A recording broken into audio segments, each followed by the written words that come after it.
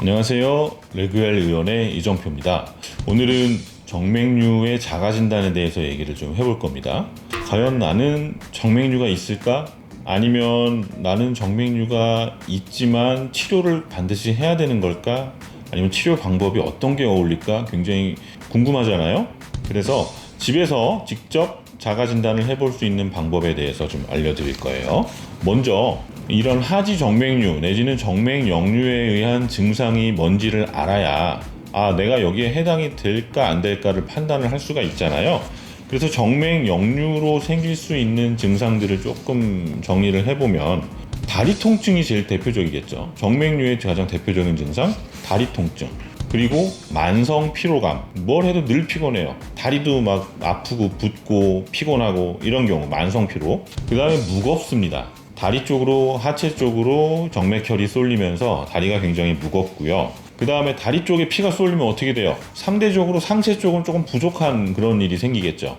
그러면 기립성 저혈압 같은 증상이 생겨요. 이렇게 앉아있다가 갑자기 확 일어날 때, 누워있다가 확 일어날 때 어지러움증을 느끼는 경우가 좀 종종 생기기 시작을 하고요. 무릎 아프고 발목 아프신 분들 있잖아요. 만성적으로 아파요. 조금 무리하거나 아니면 계단 오르내릴 때 무릎 시큰거리고 발목 잘 붓고 병원 가면은 특별한 게 없대요. 뭐 연골연화증이네요. 뭐 괜찮네요. 뭐 검사상 이상은 없습니다. 물리치료 받으세요. 뭐 이런 경우 많죠. 나는 만성이에요. 굉장히 불편해요. 그렇지만 특별한 진단명이 없는 경우, 이럴 때는 혹시 하지정맥 역류에 의한 증상이 아닐까 의심을 할 수가 있습니다. 마찬가지로 골반 통증도 마찬가지예요. 허리 아프고 골반 아픈데 병원 가니까 별 이상 없대요. 엑스레이, MRI 괜찮대요. 아니면 있는 뭐가 문제가 조금 있긴 한데 이 정도의 증상을 일으킬 정도로 심하진 않대요. 근데 나는 너무 불편해요. 병원에서는 큰 문제 아니니까 그냥 운동 열심히 하세요 라고 합니다. 그럴 때 검사해보면 정맥 역류가 나오는 경우가 꽤 있고요. 시리고 저리고 쥐나는 경우가 제일 많죠. 제일 흔하고 그런 경우가 정맥에 의한 증상이라고 할 수가 있습니다. 이 정맥류가 아주 심해지게 되면 혈관이 터지는 경우가 있어요. 혈관이 터져서 모세혈관이 터지면서 안에 혈색소가 바깥으로 누출이 되겠죠. 그러면 그게 피부 밑에 착색을 일으키고 피부가 색깔이 변하면서 심하면은 궤양까지도 오게 되는데, 보통 이 정도가 되면 굉장히 심한 정맥류에 속하기 때문에 대부분 환자분들이 알고 있습니다. 나 하지 정맥류가 있나 보다 라고 알고 있어요. 그리고 이런 정맥류라는 게 눈으로 보이는 울퉁불퉁한 혈관이 튀어나오는 경우도 있지만 그렇지 않은 경우도 되게 많거든요.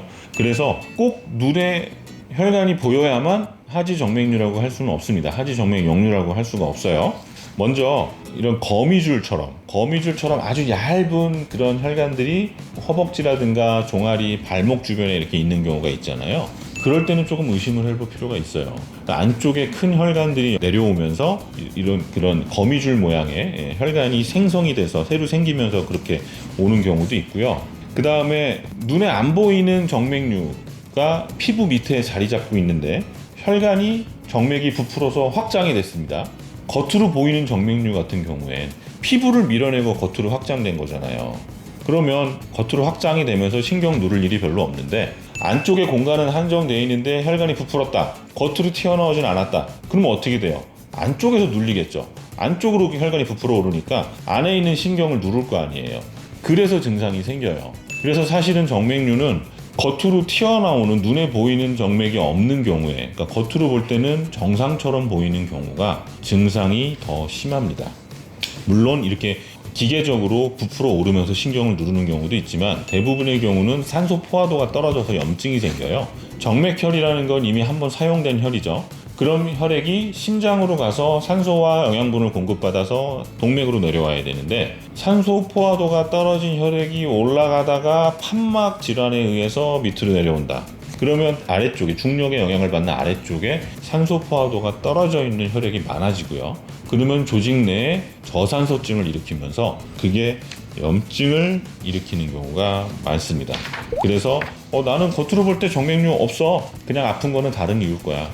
그렇지 않은 경우 많습니다. 겉으로 정맥이 멀쩡해 보여도 증상이 의심이 되면 반드시 검사를 좀 해봐야 돼요. 그러면 이런